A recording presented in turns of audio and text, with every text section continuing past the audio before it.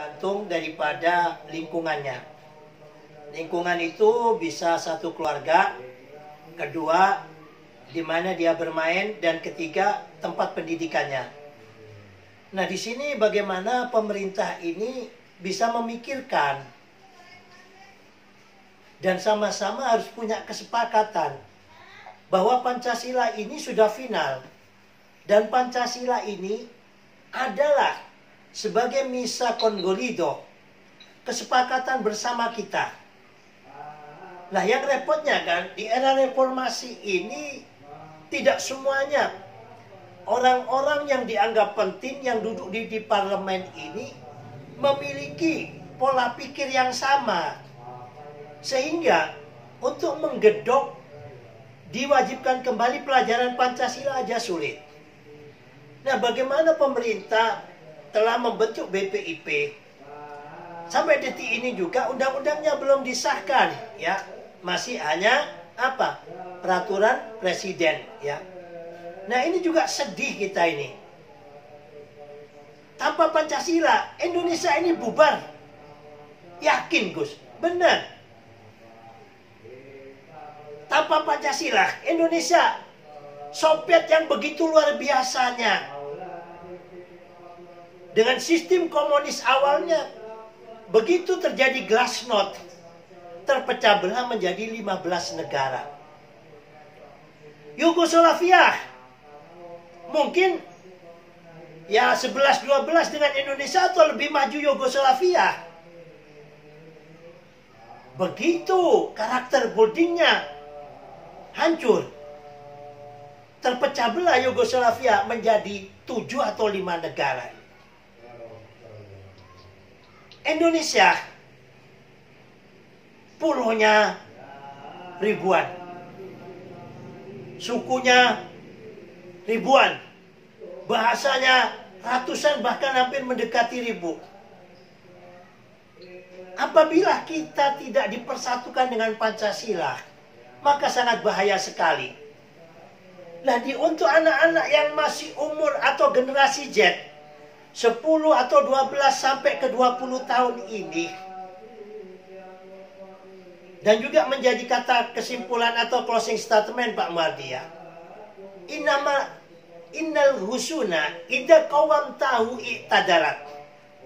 Sesungguhnya ranting yang masih belok, Ibu Praba atau Ibu Niken dan ibu-ibu yang lainnya itu kan suka bunga-bungaan atau pohon, Bu, ya. Kalau masih ranting ini yang belok, kita tekuk. Kalau masih balik lagi, ya kan? Kita ikat agar bisa lurus. Nah, berhari-hari, berbulan-bulan, ya, akhirnya ranting ini menjadi lurus. Inilah umur anak-anak generasi Z. Kama annal khosabah, lain hanya lagi kalau sudah jadi batang, kita belokkan, maka inkosorat, dia akan terpatahkan. Justru di umur-umur generasi Z ini, bahkan bila perlu mulai PAUD, SD, SMP, ya, SMA, ini digenjot terus tentang pelajaran Pancasila, penanaman nilai-nilai Pancasila, baik melalui simulasi dan lain sebagainya. Untuk anak-anak yang dipertanyakan oleh Pak Buniken Praba ini, umur 10 sampai 12, ini masa pancaroba awal. Ini perlu istilahnya diberikan pembelajaran Pancasila dengan model yang mudah diterima, baik melalui simulasi-simulasi seperti waktu kita masih kecil dulu.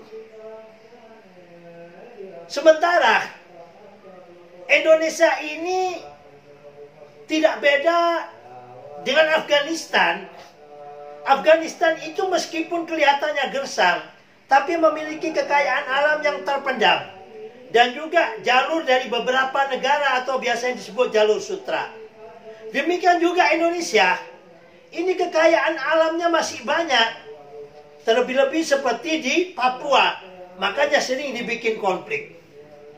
Penguatnya, pagarnya, bentengnya adalah Pancasila. Jadi melalui itu menangkis daripada pemikiran dan paham transnasional. Baik itu transnasional kiri ya, yaitu paham-paham komunis dan sejenisnya.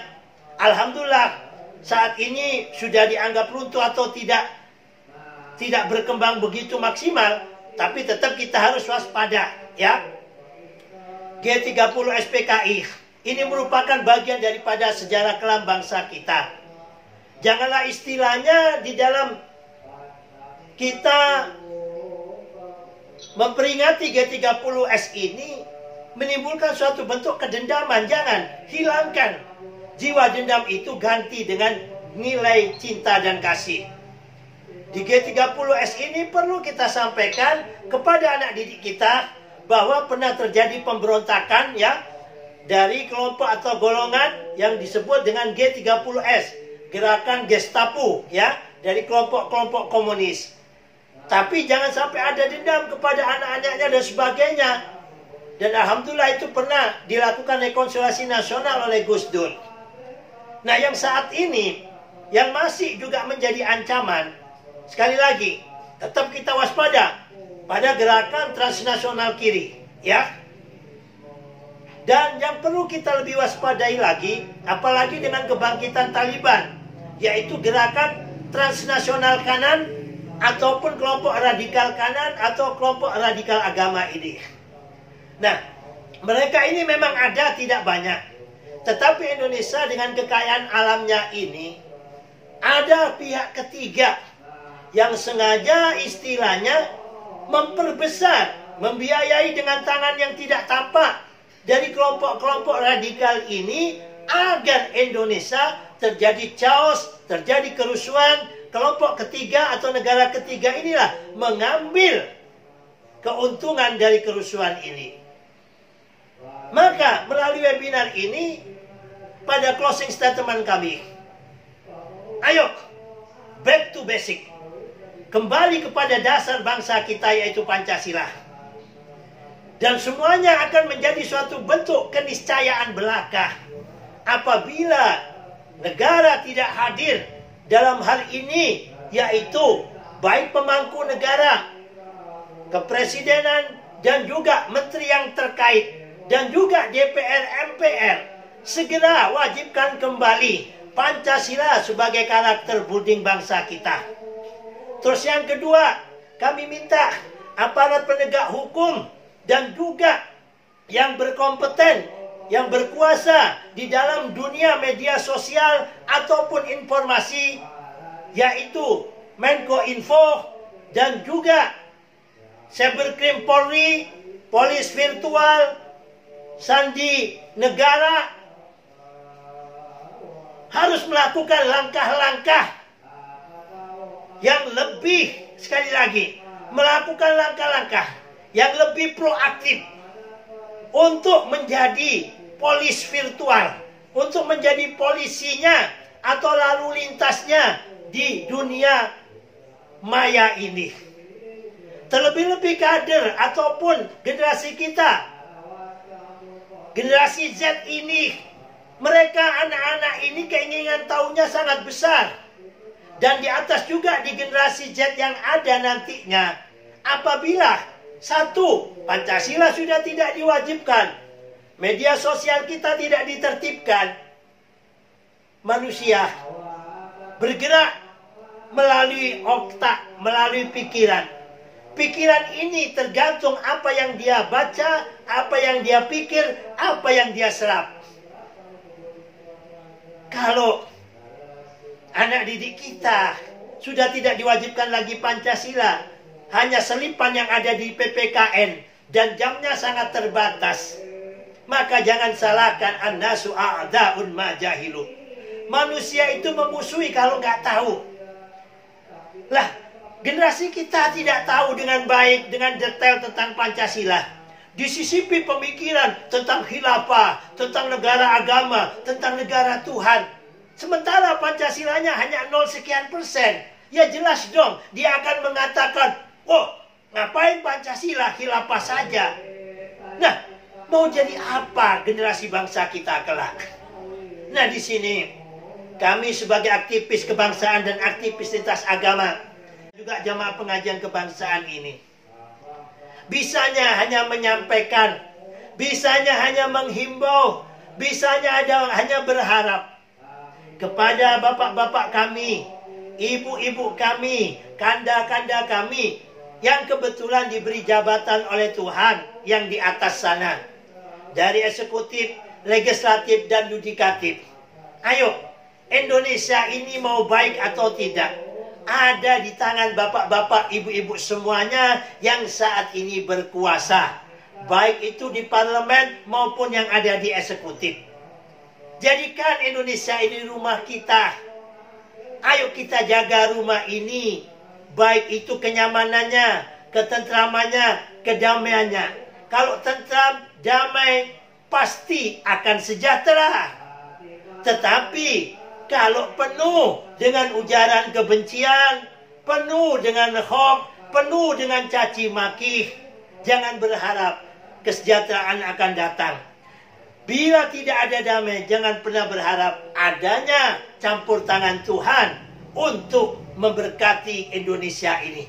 Demikian dari kami, mudah-mudahan kita sebagai anak bangsa ini tidak pernah lelah mencintai Indonesia yang luar biasa ini. Ingat, Indonesia ini rumahku, Indonesia ini rumahmu, Indonesia ini rumah Anda, Indonesia ini rumah kalian semuanya.